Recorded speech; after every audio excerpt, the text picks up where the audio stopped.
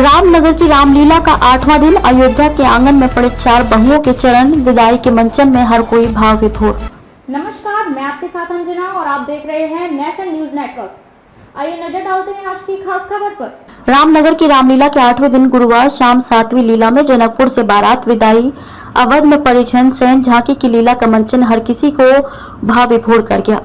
लीला प्रसंग के अनुसार राजा जनक के आग्रह पर महाराज दशरथ चारों युवराजों संग खिचड़ी खाने बैठे। इसमें तरह तरह के मिष्ठान पकवान व्यंजन परोसे गए। रघुवर सुनो मधुर स्वर गालियां, खा लो खिचड़ी मेरे प्यारे लला जैसी लोकाचारी गालियां भी गूंजी। इसे सुन सभी निहाल रहे तो महाराज दशरथ ने न्यौछावर देकर रस्म पूरी की। राजा जनक के आदेश पर शतानंद महाराज ने राजा दशरथ को युवराज समेत खिचड़ी खाने को आमंत्रित करते हैं। मंडप में पहुंचने पर सभी का पांव धुलाकर आसन ग्रहण कराया गया। महाराज दशरथ द्वारा अयोध्या जाने की बात सुनकर राजा जनक उन्हें रोकते हैं। गुरु विश्वामित्र व शतानंद राजा जनक को समझाते हैं। सखिया सीता को सेवा धर्म की सीख देती हैं। राम सहित चारों भाई सास महारानी सुनैना का आशीर्वाद लेते हैं। भावुक राजा जनक दूर तक बारात विदा करने आते हैं। सभी उन्हें समझाकर वापस भेजते हैं। शुभ मुहूर्त में बारात अयोध्या में प्रवेश करती है। युवराजों के साथ ही 4 बहुएं आने की खुशी में अयोध्या आनंद से सराबोर हो जाती है। महारानी कौशल्या, कैकेयी व सुमित्रा हर्षित नवयुगलों का परीक्षण कर आरती उतारती हैं। विश्वामित्र की विदा मांगने पर महाराज दशरथ खुद के साथ ही पुत्रों पर भी स्नेह रखते हुए सदैव दर्शन देने को कृपा मांगते हुए उनके चरणों पर गिर पड़ते हैं। विश्वामित्र आशीर्वाद प्रदान कर अपने आश्रम लौट जाते हैं। कैकेयी ने डाला खलल, वन को चले श्री राम। जालूपुर की टूड़ी नगर की रामलीला में गुरुवार को राज्याभिषेक और कैकेयी के कोपभवन की लीला हुई। प्रसंगानुसार राजा दशरथ राम को अयोध्या का उत्तराधिकारी बनाने का निर्णय लेते हैं। राम के राज तिलक की तैयारी शुरू होती है। यह देखकर देवताओं में खलबली मच जाती है। सभी देवता आनन फानन में मां सरस्वती के पास पहुंचकर उनसे निवेदन करते हैं कि कुछ ऐसा उपाय करें जिससे राम राजपाट छोड़कर वन चली जाए। वे जिस कार्य की धरती पर अवतार लिए हैं वह पूरा हो सके।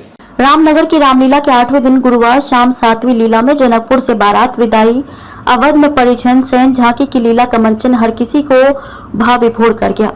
लीला प्रसंग के अनुसार राजा जनक के आग्रह पर महाराज दशरथ चारों युवराजों संग खिचड़ी खाने बैठे। इसमें तरह तरह के मिष्ठान पकवान व्यंजन परोसे गए। रघुवर सुनो मधुर स्वर गालियां, खा लो खिचड़ी मेरे प्यारे लला जैसी लोकाचारी गालियां भी गूंजी। इसे सुन सभी निहाल रहे तो महाराज दशरथ ने न्यौछावर देकर रस्म पूरी की। राजा जनक के आदेश पर शतानंद महाराज ने राजा दशरथ को युवराज समेत खिचड़ी खाने को आमंत्रित करते हैं।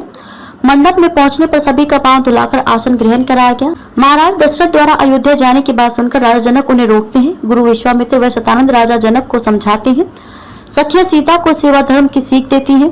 राम सहित चारों भाई सास महारानी सुनैना का आशीर्वाद लेते हैं। भावुक राजा जनक दूर तक बारात विदा करने आते हैं। सभी उन्हें समझाकर वापस भेजते हैं। शुभ मुहूर्त में बारात अयोध्या में प्रवेश करती है। युवराजों के साथ ही 4 बहुएं आने की खुशी में अयोध्या आनंद से सराबोर हो जाती है। महारानी कौशल्या, कैकेयी व सुमित्रा हर्षित नवयुगलों का परीक्षण कर आरती उतारती हैं। विश्वामित्र की विदा मांगने पर महाराज दशरथ खुद के साथ ही पुत्रों पर भी स्नेह रखते हुए सदैव दर्शन देने को कृपा मांगते हुए उनके चरणों पर गिर पड़ते हैं। विश्वामित्र आशीर्वाद प्रदान कर अपने आश्रम लौट जाते हैं। कैकेयी ने डाला खलल, वन को चले श्री राम।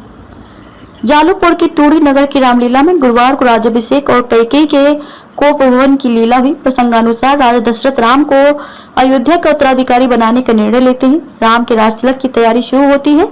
यह देखकर देवताओं में खलबली मच जाती है। सभी देवता आनन फानन में मां सरस्वती के पास पहुंचकर उनसे निवेदन करते हैं कि कुछ ऐसा उपाय करें जिससे राम राजपाट छोड़कर वन चली जाए। वे जिस कार्य की धरती पर अवतार लिए हैं वह पूरा हो सके। खबरों में अब तक के लिए बस इतना ही। फिर होगी आपसे मुलाकात ऐसी एक खास खबर के साथ। तब तक के लिए नमस्कार और देखते रहिए नेशन न्यूज नेटवर्क।